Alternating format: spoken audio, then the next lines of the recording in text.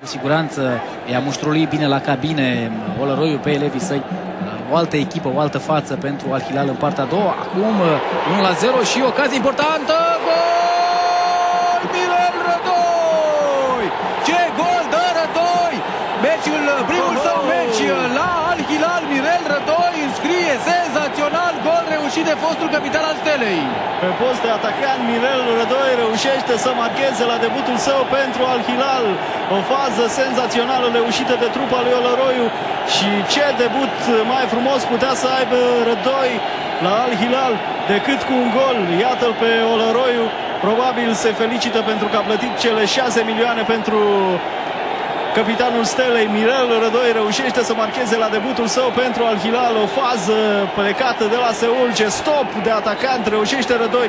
Și apoi o execuție cum nici atacanții Stelei n-au reușit, cred că, în tur. Superb golul marcat de Mirel Rădoi. Extraordinar. 2-0 pentru Al Hilal.